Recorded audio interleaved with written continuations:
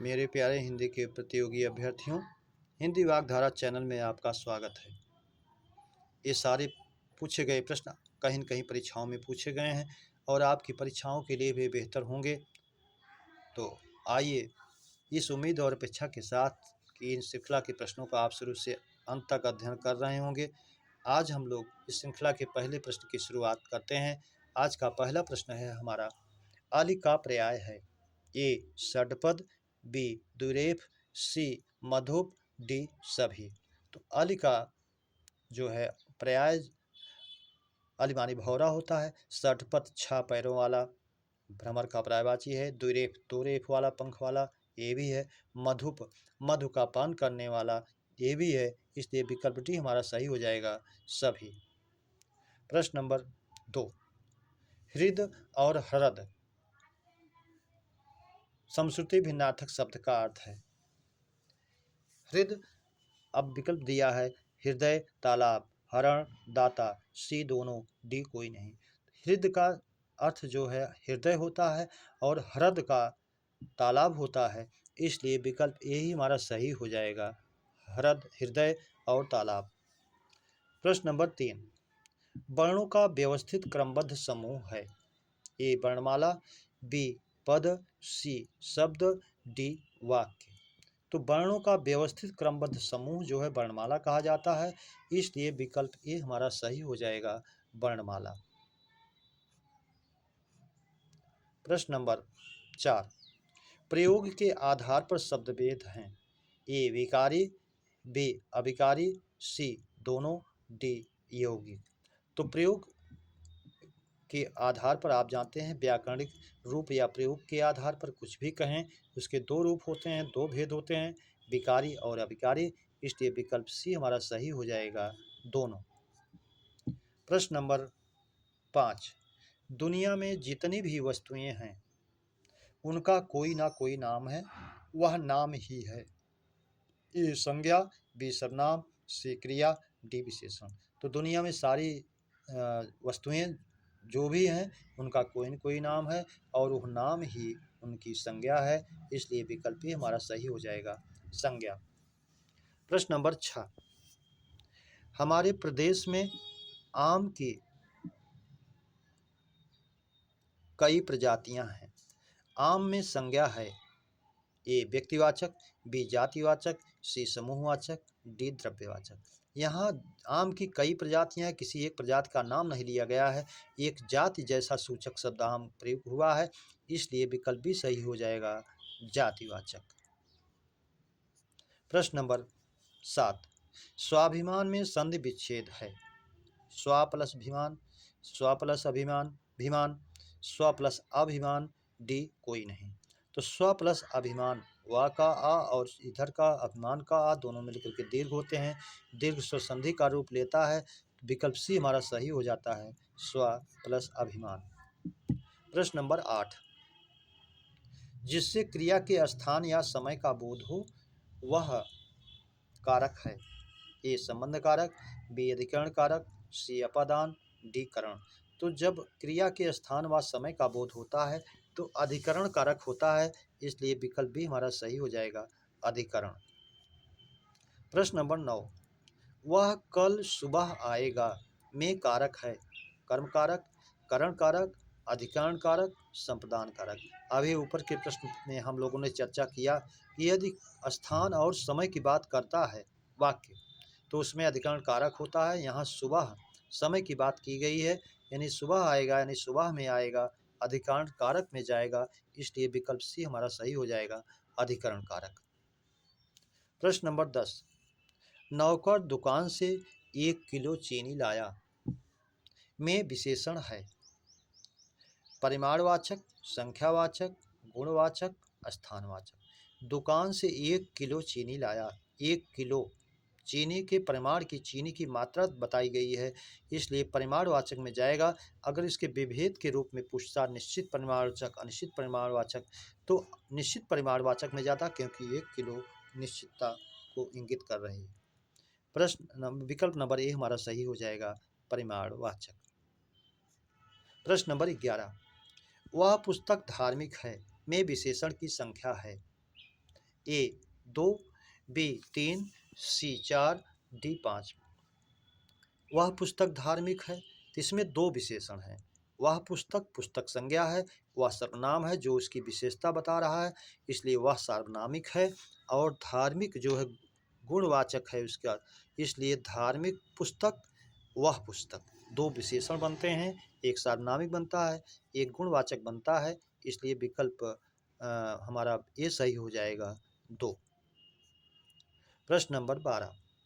समाज में हर 10वां व्यक्ति मधुमेह से पीड़ित है। ए आवृत्तिवाचक, बी क्रमवाचक, सी प्रत्येक बोधक, डी समुदाय बोधक। यहाँ समुदाय की बात नहीं की गई है कि पांचों घर, सातों व्यक्ति, तो दोनों भाई, समुदाय जैसा सूचक कोई शब्द नहीं है, इसलिए नहीं है। प्रत्येक बोधक, प्रत्येक की भी कोई सूचना नहीं मिल रही, कोई ज्ञान नहीं हो रहा है। एक एक नेता, हर एक अपराधी, प्रत्येक व्यक्ति, ऐसा कुछ नहीं कहा गया है। क्रमवाचक संख्याओं के क्रम का बोध करा रहा है, पहला, दूसरा, तीसरा, चौथा, पांचवा, 10वां। तो इस तरह 10वां व्यक्ति कह रहा है तो क्रमवाचक बन जाएगा। विकल्प भी हमारा सही हो जाएगा। आवृत्ति बोधक नहीं है, एक वस्तु से दूसरी वस्तु के अधिक का बोध नहीं हो रहा है, जैसे दूध से दुगुना पानी है। तो ऐसा नहीं कहा गया, गुना शब्द जरूर आता है यदि आवृत्तिवाचक संख्या विशेषण होता है तो। प्रश्न नंबर 13। कौन सा शब्द आकर्मक क्रिया है? ए हंसना, बी तैरना, सी दौड़ना, डी सभी। तो अकर्मक में हंसना भी अकर्मक क्रिया है, तैरना भी है, दौड़ना भी है, इसलिए विकल्प डी हमारा सही हो जाएगा सभी। कोई सकर्मक क्रिया इसमें नहीं दिखाया है। प्रश्न नंबर 14। रमेश पढ़कर सोता है में क्रिया है। ए पूर्वकालिक, बी संयुक्त क्रिया, सी प्रेरणार्थक, डी अनुकरणात्मक। तो आप जानते हैं अनुकरणात्मक क्रिया तब होती है जब ध्वनियों के अनुकरण करके बनाई गई हो, भिनभिनाना, खटखटाना। प्रेरणार्थक तब होती है जब कर्ता स्वयं नाकार करके दूसरे से करवाता है, ऐसा भी नहीं है। संयुक्त क्रिया तब होती है जब दो क्रियाएं जुड़ी होती हैं, यौगिक हो जाती हैं, संयुक्त हो जाती हैं। पूर्वकालिक वो होती है जब कर्ता एक क्रिया को पूरी कर दूसरी को शुरू करता है, तो पहले पूरी होने वाली क्रिया पूर्वकालिक हो जाती है। इसमें वही बात दर्शाई गई है, रमेश पहले पढ़ता है, पढ़ने का काम कर लेता है, तब फिर सोता है, इसलिए और कर इसका वाचक चिन्ह के रूप में जरूर आता है, इसलिए विकल्प ए हमारा सही हो जाता है, पूर्वकालिक। प्रश्न नंबर 15। इनमें अनिश्चयवाचक सर्वनाम है। ए कोई, बी कुछ, सी दोनों, डी कोई नहीं।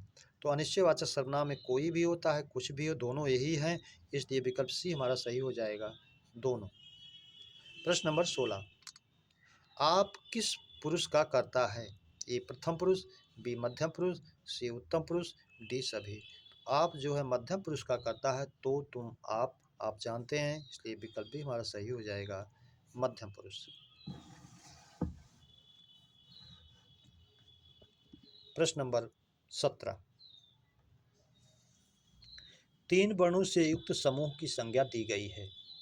ये छंद के नजरिए से पूछ रहा है कि तीन वर्णों से युक्त शब्द है तो उसकी क्या संज्ञा दी गई है। गण, शब्द, पद, छंद। तो तीन वर्णों से युक्त जो बनता है हमारा छंद में, वो गण बनता है, इसलिए विकल्प ए हमारा सही हो जाएगा, गण। प्रश्न नंबर 18। छंद में गणों की संख्या होती है। ए 6, बी 7, सी 8, डी 9। तो छंद में गणों की संख्या जो होती है वो 8 होती है, जिसको आप कहते भी यमाता, राज, भान, सलगा, इसलिए 8 गण होने के नाते विकल्प सी सही हो जाएगा, 8। प्रश्न नंबर 19। छंद शास्त्र के प्रणेता हैं। ए आचार्य भामह, बी आचार्य पिंगल, सी आचार्य देव, डी भरतमुनि। तो छंद शास्त्र को महर्षि पाणिनि के छोटे भाई पिंगल ने लिखा था, और इन्हीं के नाम पर इसे पिंगल शास्त्र भी कहा गया, छंद शास्त्र को, इसलिए विकल्प भी सही हो जाएगा, आचार्य पिंगल। प्रश्न नंबर 20। जिसमें लय, ताल और सुर आदि का समावेश होता है वह है। ए छंद, बी गद्य, सी चंपू, डी कोई नहीं। हालांकि गद्य पद्य से युक्त रचना को चंपू कहते हैं, लेकिन इसमें गद्य का भी मिश्रण होता है। छंद जो है केवल लय, ताल और सुर से युक्त होता है, इसलिए विकल्प ए सही हो जाएगा हमारा छंद। प्रश्न नंबर 21, छंद युक्त रचना है, ए गद्य, बी पद्य, सी चंपू, डी सभी। तो छंदोमयी रचना हो या छंद युक्त रचना हो ऐसा करके पूछे तो पद्य में ले जाएंगे, और छंद मुक्त रचना पूछे तो आप गद्य को इंगित करें।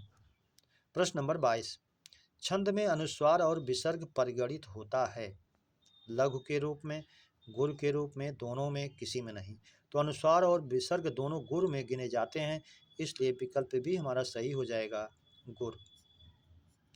प्रश्न नंबर 23, छंदों के पदांत में जो अक्षरों की समानता पाई जाती है, छंदों के पदांत में जो अक्षरों की समानता पाई जाती है वह है तुक, यति, गति, लय।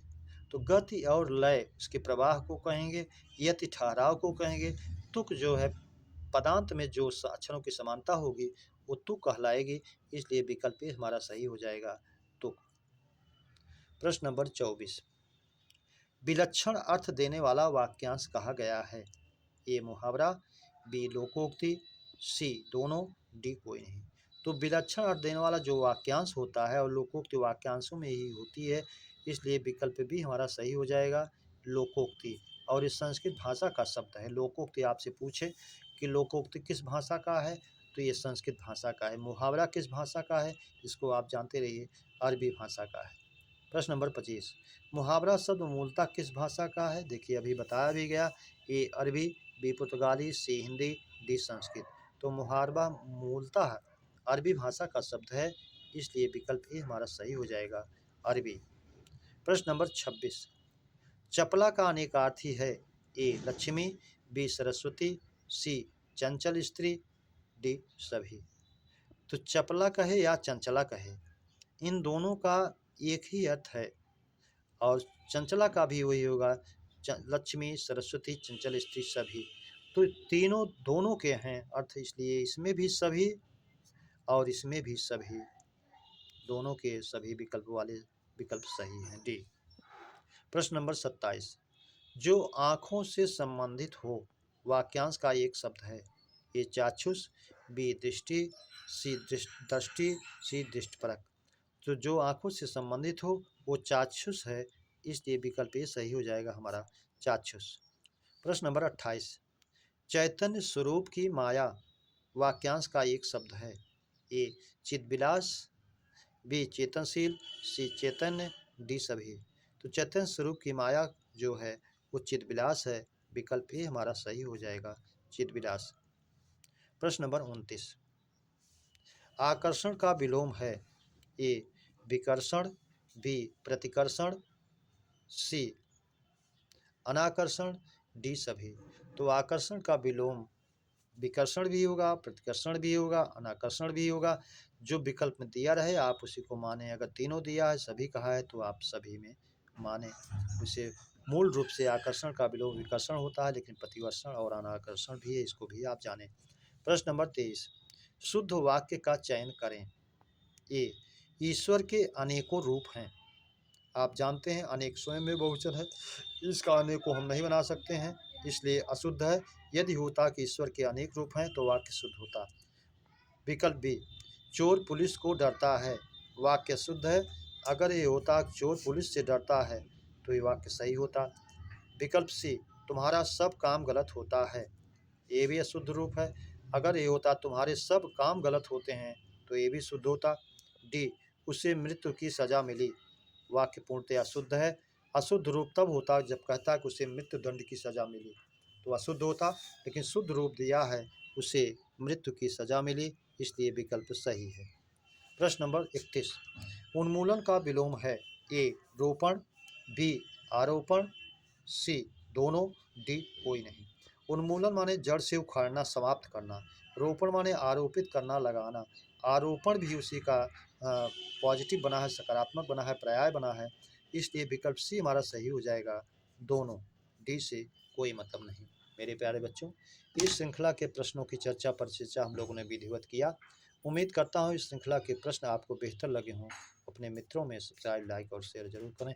इसी उम्मीद और अपेक्षा के साथ आप सभी को उज्जवल भविष्य की कामना के साथ हृदय से धन्यवाद। जय हिंद।